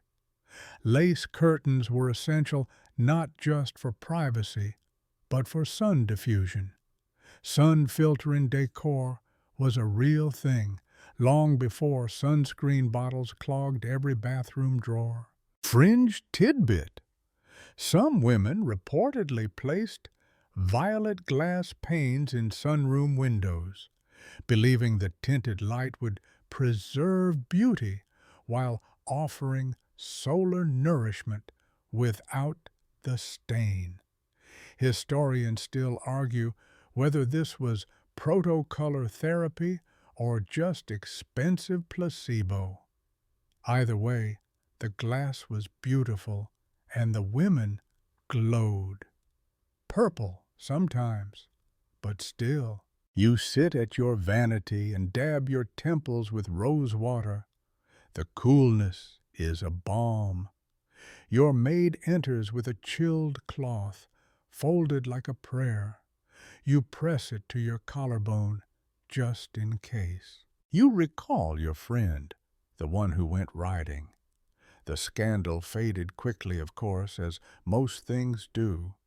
But you never forgot how her face looked afterward, flush with sunlight, alive in a way that seemed unedited. She never apologized for it, and yet she was married off 6 months later to a shipping magnate in Yorkshire. Coincidence, surely, but you note the timeline anyway. Chuckle 1. One girl you knew tried lemon juice, cucumber, and sour milk on her face all at once. She smelled like a salad and had to be fanned during afternoon tea when the vinegar hit her sinuses. Chuckle 2. A beauty columnist once claimed standing near white horses increased your natural luminosity.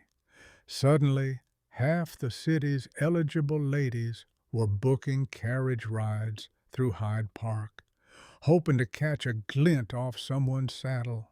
Chuckle 3. You briefly tried powdering your elbows after hearing that men admired alabaster joints. You ended up leaving ghostly imprints on your father's favorite armchair. You lie back on the chaise. The ceiling spins slowly, fan blades cutting the day into slices. It's too bright to nap, but too late to go out again. This is the witching hour of high society, mid-afternoon, when beauty maintenance replaces motion and silence is the only true protection from sweating. Your aunt once told you the trick is to never look like you're protecting yourself. If someone asks why you wear a veil indoors, say it's for modesty, not the sun. If they inquire about your gloves, laugh and say they match your slippers. Always aesthetic, never afraid. But of course you are afraid, not of burns, but of whispers. One careless moment, one outing without a fan, one garden walk too close to noon, and you'll carry the stain for weeks, maybe longer. Historians still debate whether the cultural fear of tanning was rooted in health, vanity, or a deeper discomfort with exposure. Some argue that the obsession with fair skin mirrored anxieties about control, over nature, over women, over class lines. Others say it was simpler. Pale meant rich, and no one wants to be mistaken for someone who works. You rise again, close the shutters one by one. The room dims like theater lights lowering before the act resumes. You know, intellectually, that sunlight has benefits. Vitamin D mood lifting. Even the occasional doctor's note prescribing a touch of southern sun. But in your world, warmth has never been neutral. You apply a light layer of rice powder to your nose, not because you need it, just to feel prepared. You're not going anywhere, but still, you might have to step onto the balcony. You might be seen through a window. The world always peers in when you're least ready, and so you prepare. Always. Somewhere outside, a bird chirps too cheerily. You shut the window. It was probably sun-drunk. You sit again at your writing desk, pulling out your diary. The pages glow faintly in the dim light, like the past itself is judging you.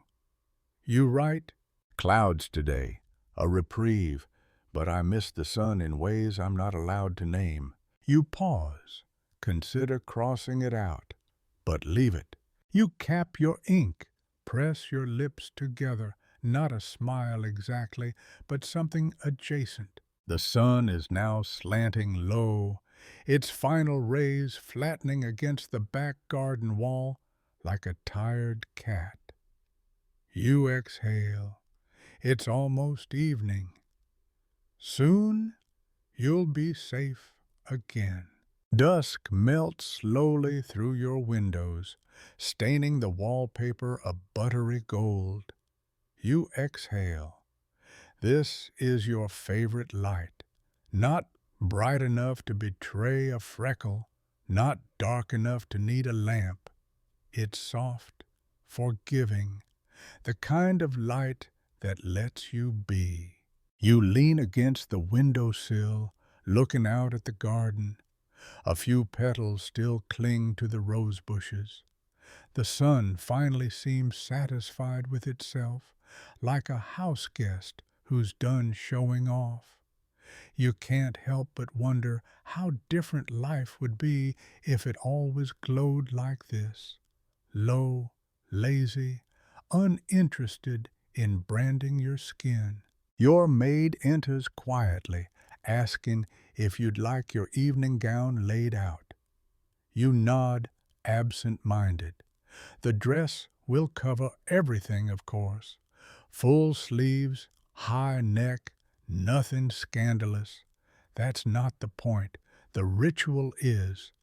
Changing garments helps mark the end of the battle. The sun is down. You've survived another day. Mainstream fact: for many Victorian ladies, the evening was the only time they could really breathe, literally. Corsets were loosened, gloves removed, and parasols retired. Fashion still mattered, of course, but now the lighting was artificial, and no one could tell if your skin was milk pale or slightly kissed by treasonous rays.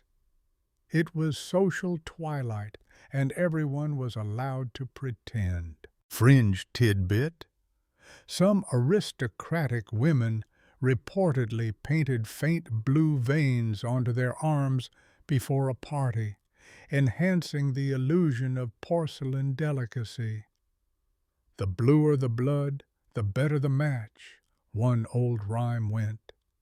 Historians still argue whether this was common practice or just a particularly weird trend in one overdramatic corner of Sussex. You take a seat at your vanity again, this time with less urgency. The powder puff rests lightly in your hand, but you hesitate.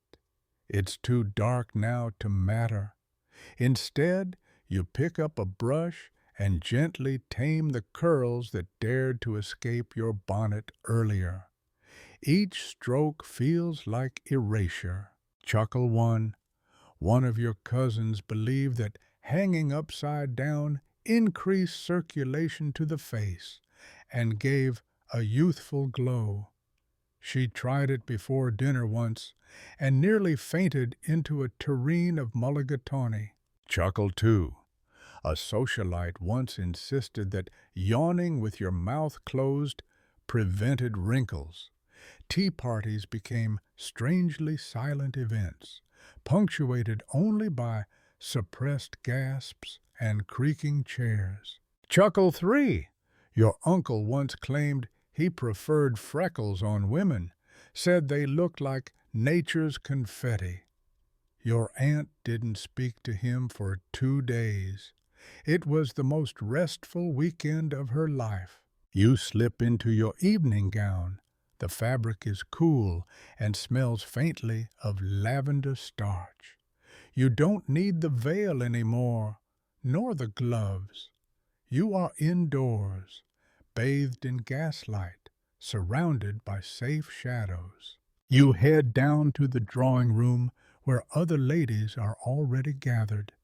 Fans flutter lazily, more out of habit than heat. The conversation drifts like steam, politics, garden pests, rumors about Lady Ashcroft's new German suitor, but beneath it all is the collective exhale of survival. Everyone here made it through another sunlit gauntlet. You all wear it the same way. Calm faces, rigid posture, and that subtle tilt of the chin that says nothing got through.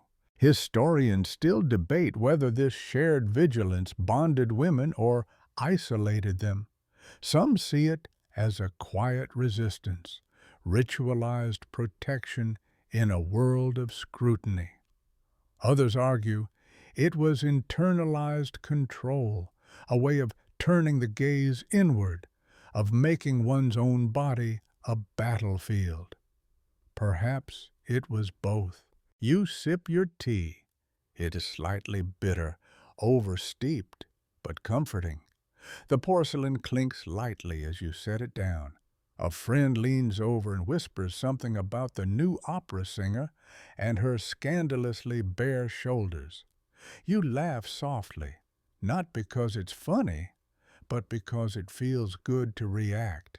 And yet, your fingers graze your collarbone, just in case. Outside, the night thickens. The moon has risen. It's safe now, cool, pale, a different kind of light entirely. Moonlight doesn't judge. It doesn't tan. It doesn't demand.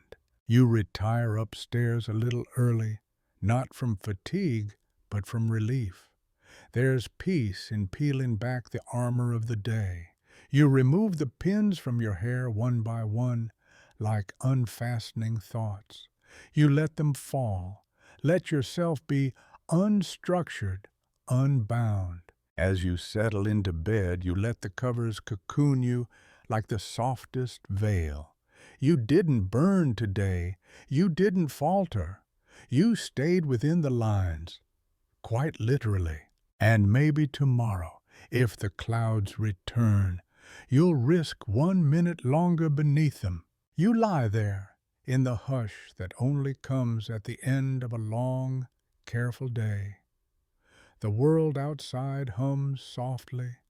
No carriage wheels, no gossip, no glare. Just the lull of darkness wrapping gently around the rooftops, the way a shawl settles across sloping shoulders. The house is quiet now. Everyone is resting or pretending to. You can almost hear the air itself slow down, each molecule uncoiling from the heat. Your room is a cool envelope tucked safely away from the scorched rules of daylight. You shift under the covers, the linen smooth against your skin, familiar. Your hands are bare finally, your face unpowdered. In the dark, no one sees. And maybe, just maybe, that means you get to be. A faint breeze teases through the curtains, clean, late, indifferent. It smells like nighttime, a scent without sunlight.